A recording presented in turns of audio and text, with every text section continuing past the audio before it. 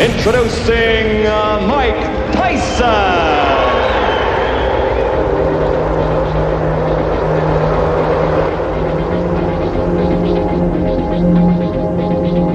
I want a good, clean, hard fight.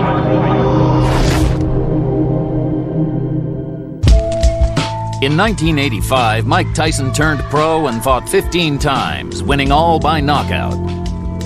Many of these opponents had stronger records and more experience than the 19-year-old, but they failed to challenge him. In 1986, the spotlight on Tyson increased dramatically, as did the quality of his opponents. His 20th fight was against James Tillis, who'd fought for the heavyweight title in 1981 and whose few losses were to champions.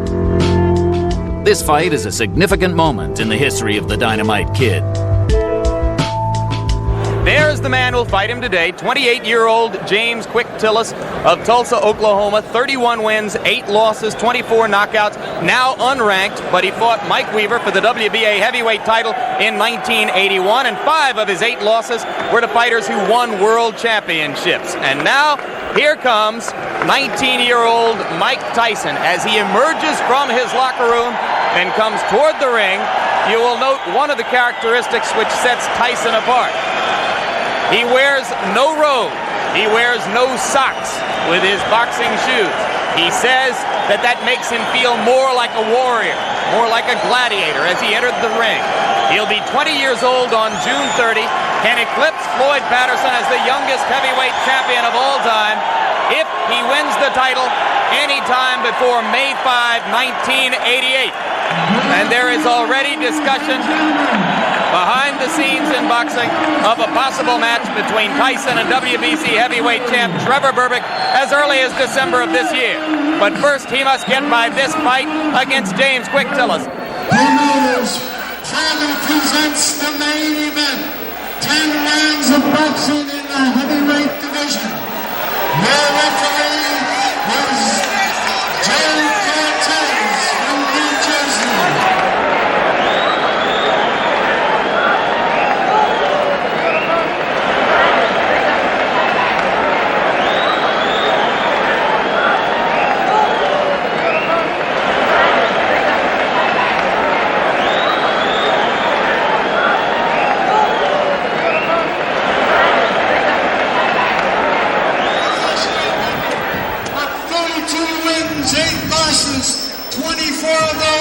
By knockout, James Quick Tillis.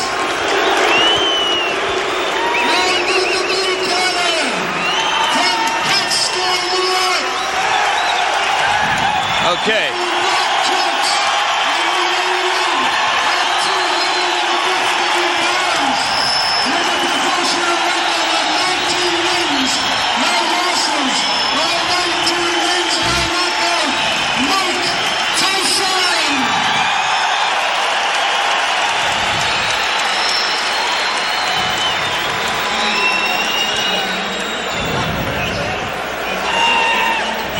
Back in Glens Falls, New York, as you look at the tale of the tape between these two heavyweights, the significant stat there, both fighters entered the ring somewhat lighter than in their more recent appearances. Tyson, in his last fight against Steve Zowski, was over 220 pounds, today at 215.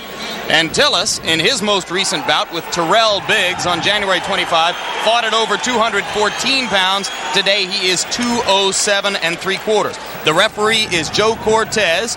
There are 3 judges who will score the fight on the round system with supplemental point scoring in case of a draw. 3 knockdown rule is in effect. No standing 8 count. The mandatory 8 count is in effect. Tyson in the black trunks and James Quick Tillis in the white. Customarily, Mike Tyson does not feel his opponents out in round 1. He tries to take them out. He tried to take Quick Tillis out with that first punch he threw, and Tillis showed why he may be a little bit different. He moved right out of the way of it, and Mike missed by quite a bit. The key to the fight will be Tyson cutting off the ring and pinning Tillis in corners and on the ropes like he did right there. Quick Tillis is 7 pounds lighter than when he fought Terrell Biggs. That would indicate, the look of him would indicate he's in much better condition.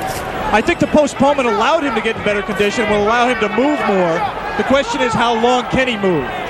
His record is he's dangerous early, Jim. can hurt you with either hand early in a fight, but has always faded and tired badly.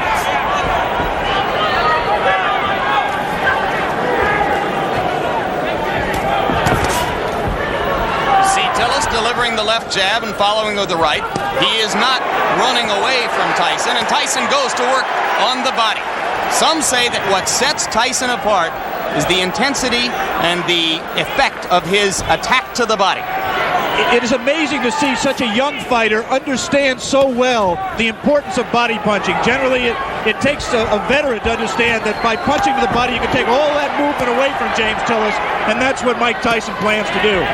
You saw Tyson with the left hook splitting Tillis's guard and getting the punch through moments ago as he had Tillis in the corner. Joe Cortez, the referee, the only one of the 3 judges in Las Vegas a few weeks ago who scored the Larry Holmes-Michael Spinks fight in favor of Holmes. That was an excellent right uppercut by Quick Tillis, which is a punch that should be effective against someone who comes in, burrowing in like Tyson does. For some reason, Tillis landed. He was so shocked he grabbed.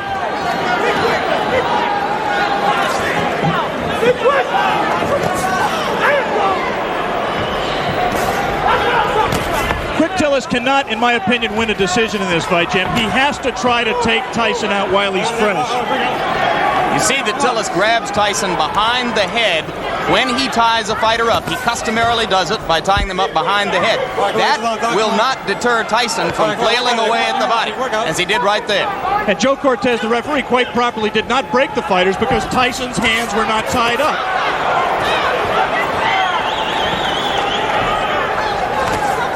Again, the right uppercut just missed that time by Tillis. Late in round 1. A round in which Tillis has not acquitted himself too badly, as he has managed to stay away from Tyson's thunderbolts, although he just took a right hand.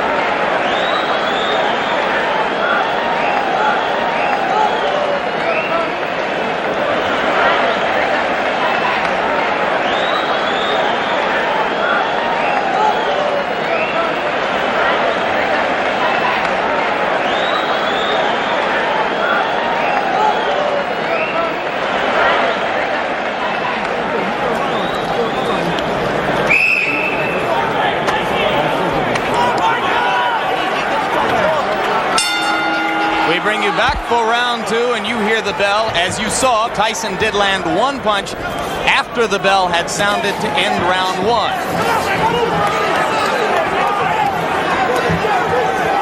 Most people in boxing, if they're looking for a way to beat Mike Tyson, believe it will be done by a fighter who is able to move and punch effectively on the move, as Henry Tillman did in winning 2 fights from Tyson in the Olympic trials as amateurs. All right, bring out clean. Come on.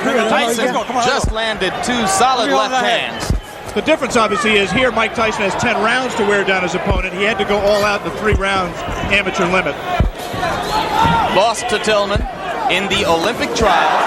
Right hand lands flush on the cheek of Quick Tillis, but that was an extended right hand. He was not in close enough to do maximum damage. Yeah, but he's not letting go of Mike Tyson. He might be shaking his hand, which generally means that he was hurt by the punch, even though it was, as you say, extended.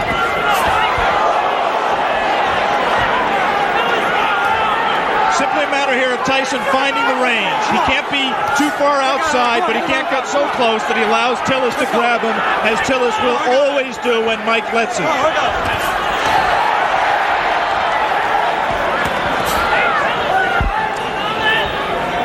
Tyson can be hit.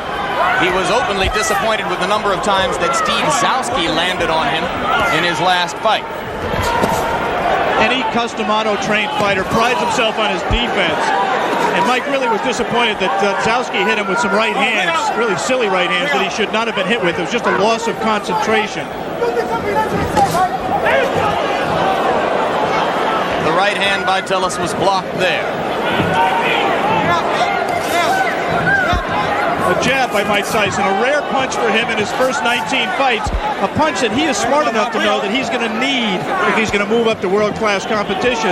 He's been using it more in training and says that we'll see a lot more of it in this fight. He just tried it there till Tillis knocked down 2 of them.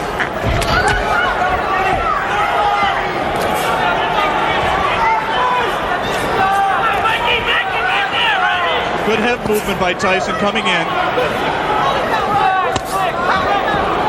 For the moment, Tyson is not nearly as busy as he has been in some of his previous fights against much lesser opponents. No doubt a sign of the respect that he must have for a fighter of Tillis' experience. There's the punch that, in my opinion, is going to win the fight for Tyson. It's that right hand to the body.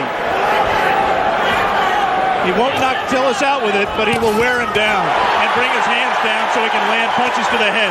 He got him with the left. And you saw Tillis staggering backward momentarily. Not seriously hurt, but Tyson has begun to break through the guard around the face. And there's a right hand as Tyson continues to land and round 2 ends. Real quick.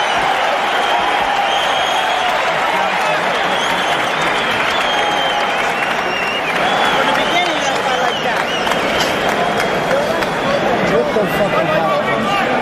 Turn the supersonics on. Stop to the right hand. You're throwing the uppercut. You're throwing the uppercut. You're landing it, but you're not throwing the hook behind it. He's hooking for the hook and you land the uppercut. Okay? Double with your jab. Take that half step and you throw the right hand. Okay, baby? There's a good shot to the body on it. Seconds out. Seconds out. Back in Glens Falls, New York for the beginning of round 3. More than 8,000 people here in the Glens Falls Civic Center. Almost all of them rooting for the fighter that Upper New York State thinks of as its own Mike Tyson. Right now, all of the aggression is out of Mike Tyson. He is keeping his distance. He's trying to learn how to box with James Quick Tillis. It is not, or has not been to date, his fight. So if Quick Tillis has done nothing else, at the present time, he's taken Mike Tyson out of his game plan. Tillis tying Tyson's left arm up there. Tillis' trainer and co-manager Bo Williford said that he had been working with him for the last 6 weeks on tying up Tyson's arms. But that time, Tyson got the left hand through again after ducking a Tillis punch. Just one punch for Mike, and that's not typical. He has to put punches together when he gets inside. Keep busy. Outstrength Tillis on the inside and let his hands go. He is being considerably more careful than in his previous 19 appearances. Remember against Jesse Ferguson, that look at the hand speed by Tyson. That's one of the things that's astonishing, to see a man of this size and this build with such quick hands.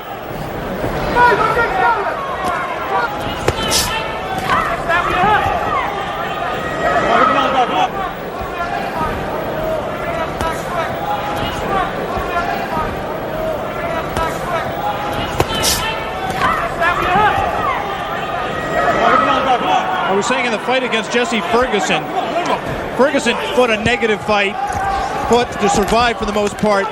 The punch that turned the fight around was a combination, actually, a right to the body and then doubling with it, coming right up the middle. Let him go. Looks to me like Tillis is open for an uppercut up the middle the same way. Come on, get those arms out. Come on, work out of there. This is an important learning experience for Mike Tyson. He's going to have to be able to handle a Quick Tillis to get to the top of the event. He is right now. And Tillis is making the mistake of trying to trade with Mike Tyson. He should be moving off the ropes. Instead, he got into a little bit of macho there, and Quick Tillis is not going to be around long fighting that way. Again, he scores with a right uppercut. Does Quick Tillis. Repeatedly, Tillis has scored with the right uppercut. But Tyson is beginning to wear down Tillis' defenses, particularly when he catches him against the ropes and then releases the hands. Round 3 coming to a close, and Mike Tyson warms to the task once again as the round comes to a close.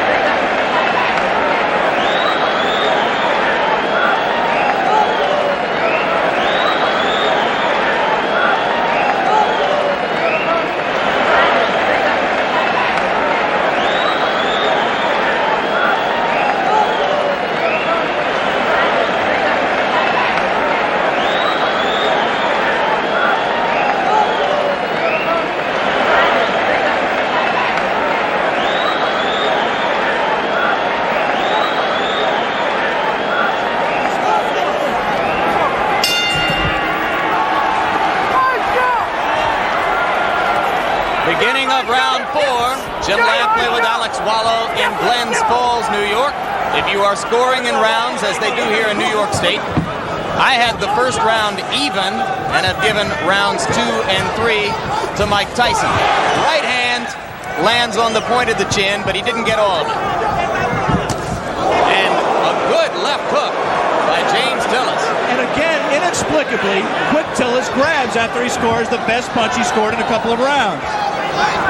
You should put punches together, punch in combination, and he might give Mike Tyson more trouble than he wants.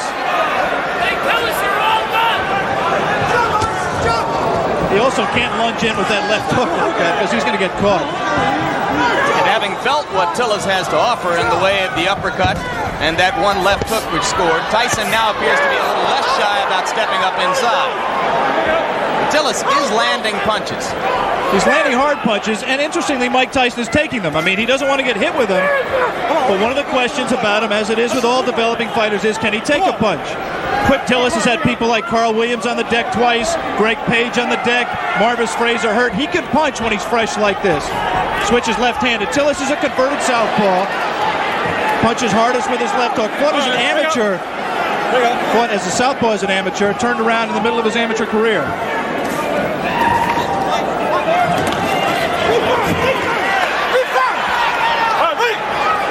Both of those left hooks miss slightly for Tyson. Look how low he gets to duck under those punches. Extraordinary. Tillis could have butted him with his knee there. Right now, Mike Tyson is having problems solving James Quick Tillis. He doesn't really know, the things that work for him normally are not working for him, and he's going to have to go to things that are a little bit more sophisticated. He's going to have to cut the ring off better, and he's going to have to find the range better. He just can't walk inside and let Tillis tie him up like that. Has to let his hands be busier, and at the same time avoid getting hit himself. As for Tillis's chin, you might note that a long time ago in 1981, he went 15 rounds with the very dangerous puncher Mike Weaver, largely by staying away. But on the other hand, he suffered a technical knockout in the first round against Tim Witherspoon 2.5 years ago. You'd have to say that is a fluke, the loss to Witherspoon. Tillis claims he slipped on some water in the corner and was distracted before he got punched. Again, he lunges in and gets caught! The left hand drops Tillis onto the seat of his pants as round 4 is coming to a close. I'm not so sure that his right foot wasn't stepped on, causing that knockdown. There was definitely a punch, but I believe that Tillis's right foot was stepped on by Tyson at the moment the blow landed. All right, let's stay right here and take one more look at the knockdown. I'm clearly wrong. That was just a clean punch. He was off balance. We said that Tillis could not lunge in with the left hook. He lunges in with the left hook. Tyson very cleverly slips it, comes back in a punching position and lands a left hook. That was not the full power of Mike Tyson, but Tillis had lunged, was off balance, and he was able to drop it. There is the Tyson corner. You see Kevin Rooney in the year of Tyson, another custom auto-trained fighter.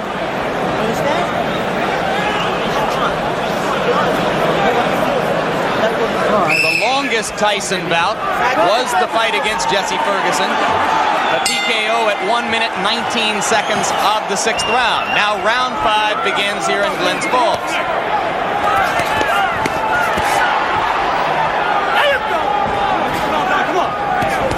Tillis still willing to trade leather with Tyson. I don't think that was a punch. The knockdown punch was a punch that hurt Quick Tillis. It definitely got his attention, but he wasn't debilitated by it. It's not that was not looking. Did not look to me to be the beginning of the end.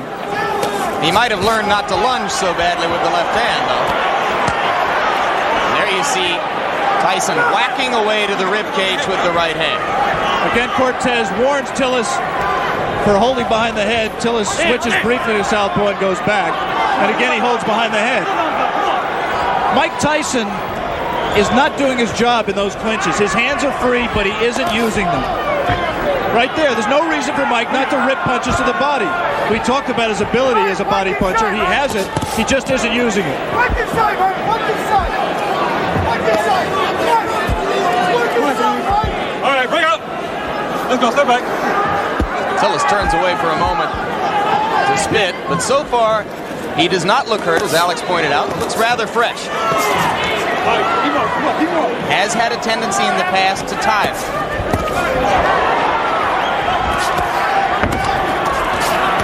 This is not a good round so far for Tyson, who is missing more punches than he lands.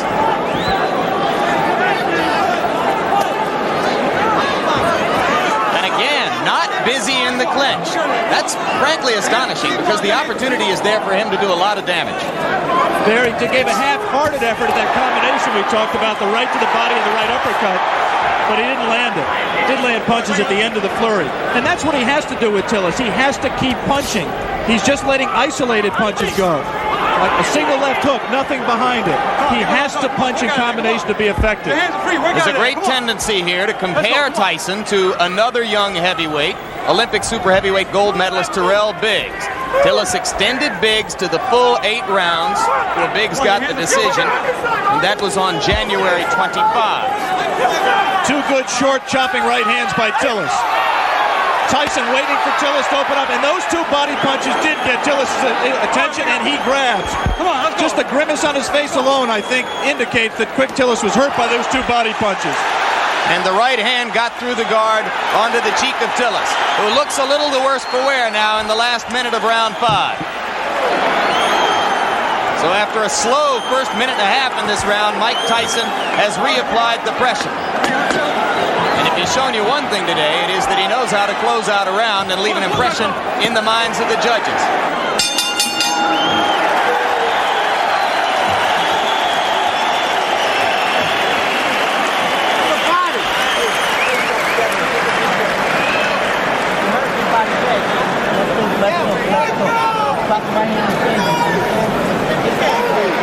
Spirit time. Spirit muscle. Holy Ghost time. Come on, man. Tip. Just tip. Don't let it change. Just tip. Then when you see it, let it go. Okay? You hurt him with an uppercut. Man, don't be careful with that quad level. We are back for round 6. And it's a piece of trivia at best, but now Tillis has an opportunity to go farther with Tyson than any of his previous opponents if he can last past 119 of this round. Well, I think if Mike continues to fight this way, Tillis has the chance to break the knockout string. He's got to be busier. Tillis does have a tendency to tire very badly in late rounds. He was exhausted at the end of his 8-round fight with Terrell Biggs, and this is a 10-round fight. But Mike Tyson has to throw punches that mean something and throw them in combination. Those are just arm punches. There's nothing on those punches. He's just count the number of effective punches that Mike is letting go. And they're very few. Let's go. He's just trailing Tillis around the ring, not cutting it off effectively. Come on, work out of there. Come on, work out. Your hands. Allowing himself to get tied up, accepting clinches. Now the crowd begins to implore Tyson to give them something a little bit more exciting than what he has demonstrated here. And now it becomes clear that Tillis will last longer than anyone else has, as we have just passed the point at which Jesse Ferguson was bid to stop by Luis Rivera in Troy, New York, a couple of months ago. That punch missed, despite the crowd reaction.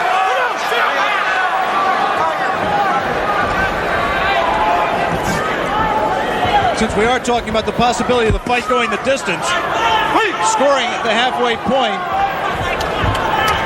I've given Tyson 3 rounds, Tillis 1 round, and 1 round even. I did not score the 4th round, which is the round in which a knockdown, a 10-8 round for Tyson. I only gave it a 10-9 round for Tyson because of the fact that Tillis was dominating the round up to that point. The point system is, of course, supplemental only. The round system stands up unless there is a draw.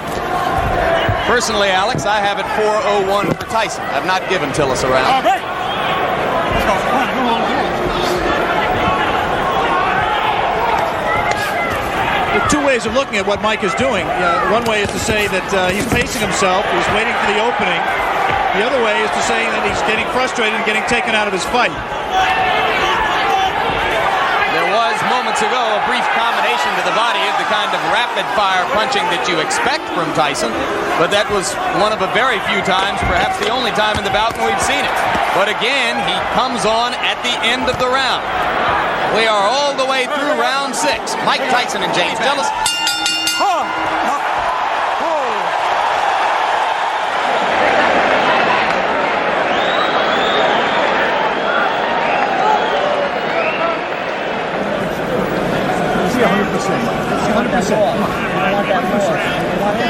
More sevens. Get out there. More sevens. 5, 6, 5, 6. Be first, be last, but be last. Okay, let's go, man. For the first time in a professional career which began 13 months ago, Mike Tyson enters round 7. Another heavyweight. Tyson with the lead in the fight to this point over James Quick Tillis. But fighting a curiously docile fight so far. Not nearly as busy or as aggressive as we've seen him in his 19 previous outings, which resulted in 19 knockouts. He almost looks right here like he's waiting for Tillis to make the fight, to come to him.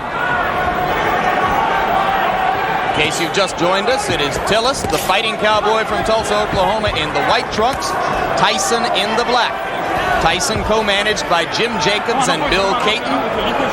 Tillis co-managed by Bo Williford and Gary Bentley. One curious thing that we learned before the fight about Tillis' condition, we said he's always tired late. Bo Williford and Gary Bentley found out after the Biggs fight, through the doctor's examination, that James Tillis has a number of allergies. Among them, allergic to milk, citrus, and wheat, which could make things difficult for a fighter who, on the day of a fight, eats wheat cakes, drinks milk, and orange juice. Let it go, come on, let it go, James. We have to assume that that was not his pre-fight meal today. He actually was eating mainly cranberry juice. But it has helped his stamina, and I think he also trained harder for this fight. He realizes this fight means everything to him.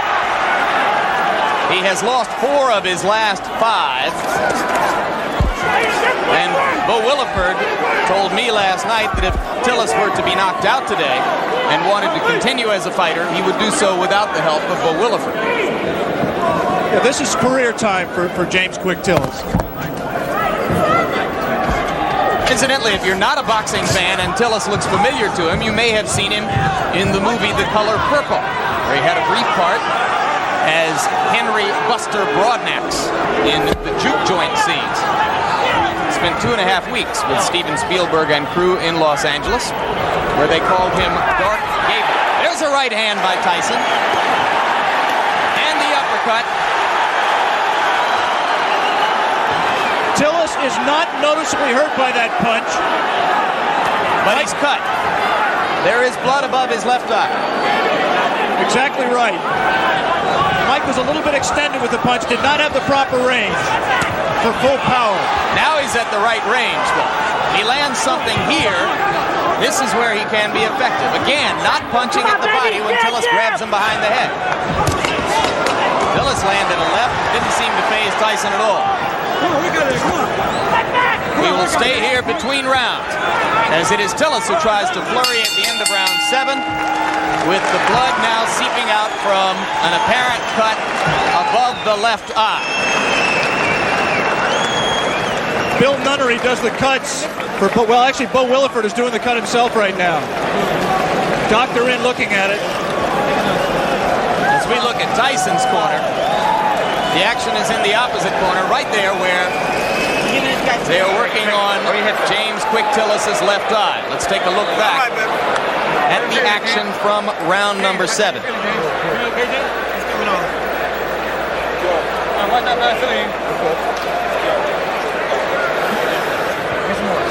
You see what Tyson did there. He scored the right hand to the body, Missed with the right uppercut that we thought he could land if he kept throwing it, but continued to punch. And eventually that will pay dividends. He has to continue to back up Tillis and continue to cut the ring off on him to be able to score effectively. I want to give James Quick Tillis credit. He's been in with a tough young bull, and he's fought harder and stronger really than I've ever seen him fight in his career, including the time he fought for the title. He is showing something that a lot of people have questioned over his career, and that is his heart. He's cut, he's taken some brutal punches, and he is fighting back, moving and still trying to win this fight. One of the greatest trainers in the history of the sport openly questioned Tillis's heart while he was working with him. Angelo Dundee worked with Quick Tillis for the Weaver fight and some subsequent fights. He finally just gave up. He said James had no spirit to fight. Tillis told us in the pre-fight interview that he found that spirit. Didn't know why he'd never had it, but said he found it for this fight. He was going to be a different fighter, and he has been. You cannot question his courage or his commitment today. He has been there from the opening bell. He has not run away as he did 15 rounds against Weaver in 1981.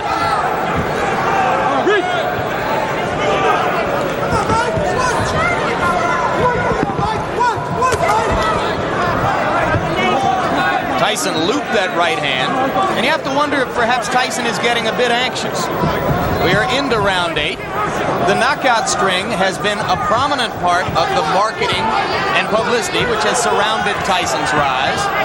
It won't be quite the same if he's 20-0 with 19 knockouts. There's no question that up till now, if the fight continues this way and goes to a decision, Tyson, in my opinion, will win the decision, but the Mike Tyson mystique will suffer. He has not scored a knockout. He has not really hurt Quick Tillis, even though he has knocked him down and cut him. And he's let Tillis stay in the fight when other fighters, such as a Tyrell Biggs, really had Tillis out of the fight and in more trouble. In fairness to Tyson, we should repeat, Tillis appears to be in much better condition for this fight. Could that, in fact, Alex, be good for Mike Tyson? Yeah, I think ultimately you're exactly right, Jim. This kind of a fight is absolutely essential to his learning experience. It's obvious for a fighter who punches with as much power and who places as much of his fight plan on power as Tyson does, that any kind of movement cuts down on his power because it doesn't let him set himself as well. It was inevitable that he was going to have to learn how to fight a guy who could move and box. It's good that he's fighting one like Quick Tillis to get that learning experience. And maybe if he has to go to decision to win the fight, then there won't be as many people asking every day, when are you going to fight for the championship of the world? Those same people who are questioning his chin and his ability to go rounds will turn around now, since he's demonstrated that he has not gotten exhausted and he's taken good punches, will now turn around and say, well, he can't punch. Mike Tyson just went left-handed, and that was decidedly left-handed. It's the first time he's been that committed to a left-hand stance since his 4th professional fight. It means he's a little bit confused, a little bit frustrated, and he's willing to try anything new right now.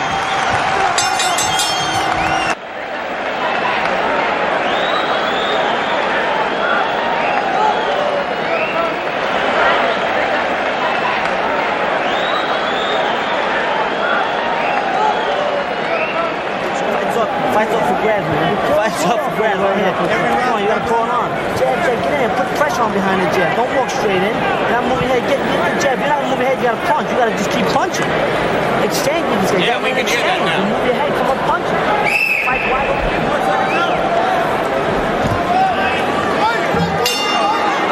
We are back in Glens Falls, New York. James Quick Tillis enters round 9 with 19-year-old knockout phenomenon Mike Tyson.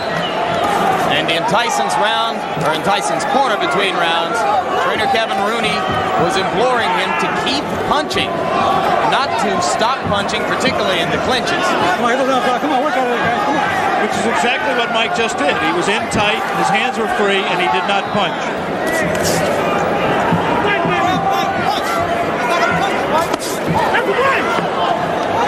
This Mike Tyson looks very much like the Mike Tyson who lost 2 close decisions to Henry Tillman in the heavyweight trials for the Olympic Games in 1984. He is confused by the movement. The movement does not allow him to hit a stationary target, and therefore he can't set himself as well. We have not seen the evidence of the jab that Mike Tyson said we would see. And Henry Tillman recently scored a first-round knockout over Bash Ali in a cruiserweight fight. Could he be, in his own way, Alex Wallow, progressing at just as impressive a rate as Tyson? Well, Henry Tillman was very impressive winning the North American Boxing Federation Cruiserweight title by scoring a sensational first-round knockout over Bash Ali, as you pointed out. It's difficult to judge.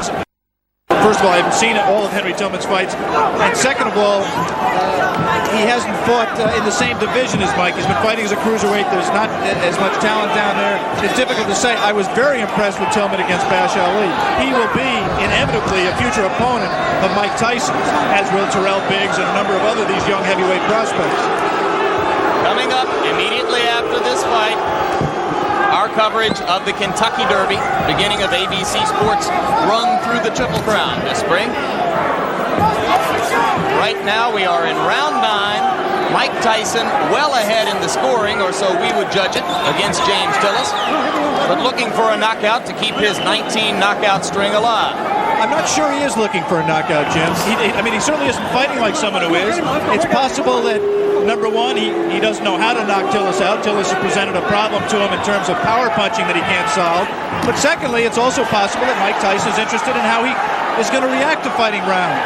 He's heard all the doubters say he can't go 10 rounds or 15 rounds, and maybe he's in the back of his mind trying to find out exactly how he is going to respond in that kind of a fight that he is in no danger, in my opinion, of losing. Maybe in the front of his mind. 22 seconds remaining in round 9. More and more it looks as though Tillis is going to be able to go the distance. And Tyson again is not busy during the clinches when his hands are free and he has a chance to punch. Landed a right hand on Tillis' nose, but again from a long enough distance that it didn't damage Tillis.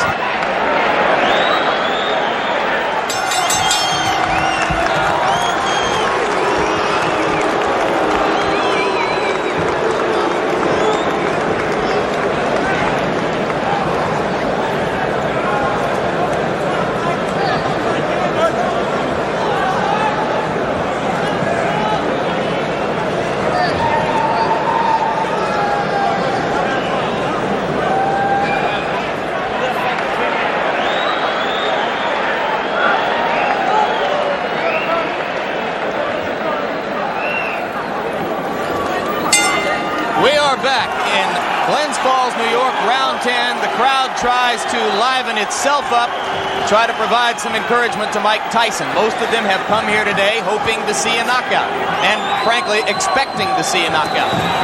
Tyson tries to deliver with the right hand and steps in and throws the left. Tillis again ties him up.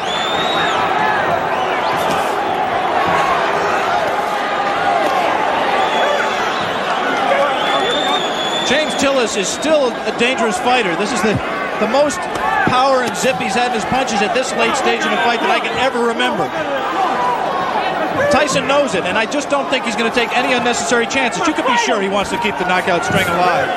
But he also is just not going to take any unnecessary chances. He wants to win a decision, win a fight. He'll be 20-0, still undefeated, and in his mind, I think, still well on his way to a heavyweight championship. Could Tillis have revived his career somewhat, even with a loss, if he stands up? Well, this certainly is a respectable showing, and there certainly will be notoriety to the man who broke Mike Tyson's knockout string, especially if Mike resumes the knockout string after this fight. Always difficult to know why a crowd is booing. You can't psychoanalyze 8,000 people. I think it's possible that they're disappointed in Mike's performance. They came here wanting to see him do what he's done in his previous 19 fights, and he doesn't appear at this point to be going all out to satisfy them. Landed the left hand, but Tillis stood right there. Cut is no longer a problem. It has been effectively stopped. Tillis comes straight in.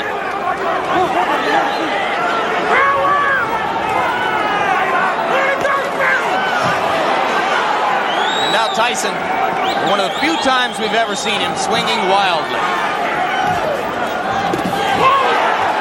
Good left hand. Tillis is still there. Come on,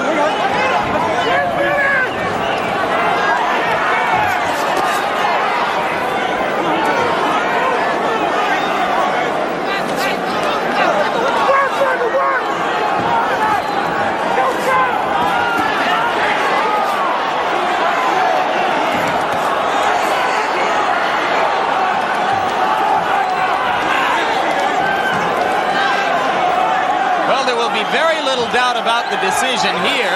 The scoring might be slightly different in Tulsa, Oklahoma.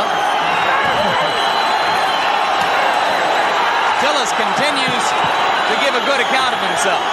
And backs Mike Tyson up onto the ropes, which is a first. A little of Tyson's own medicine. It will be interesting to see how Mike reacts to this. Closing with a flurry. The bell is going to sound.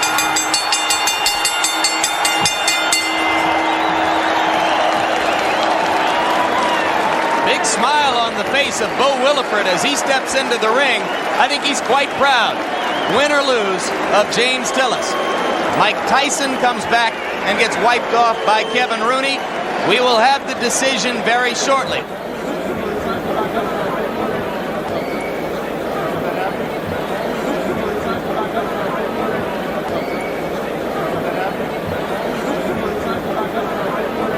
In the middle of the ring announcer Paul LaFleur with the decision. Ladies and gentlemen, here is the official score. Judge Bernie Friedkin scores it 6 rounds to 4. Judge Al Reed scores it 6 rounds to 4. Judge Tony Moretz scores it 8 rounds to 2. This decision is still undefeated. Mike Tyson. So for 19-year-old Mike Tyson, moved the record now to 19, or make it 20 wins, no losses, 19 of them by knockout.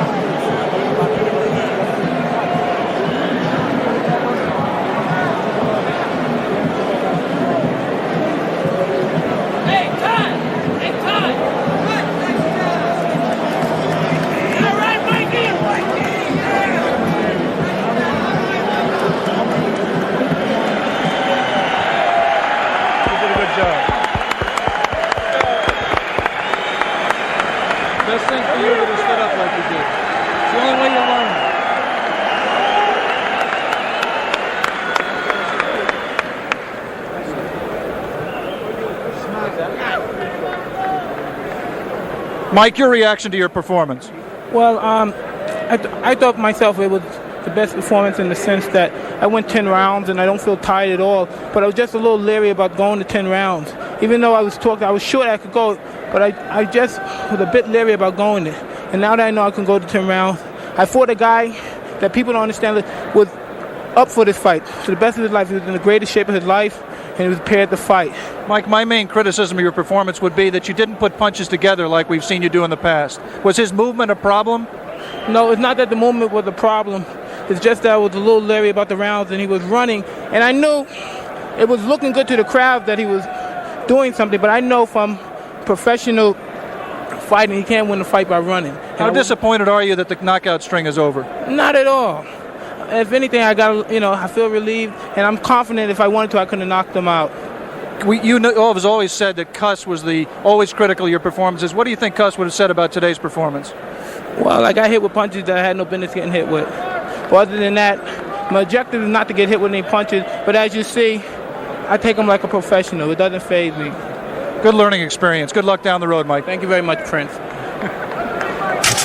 Mike Tyson was exceptional, wasn't he? He's one of those who come along, he's brilliantly trained and managed. I don't mean that was why he was so great. He'd have probably been great if he was thrown in with anybody at any time. But on the other hand, he was well looked after and well taught. I had some time for Tyson. His behaviour at times could be questioned, I know, but not necessarily in the ring. I mean, all right, he wasn't the cleanest fighter of all, but I mean, that doesn't mean anything. You know, you can be the cleanest fighter and you can't fight a lick, so you may as well be the roughest fighter and get away with it, which he did. You know, well, obviously we always liked watching Mike Tyson because you never knew what was going to happen with him. He was totally unpredictable, really, other than that, sure, he'll win, you know.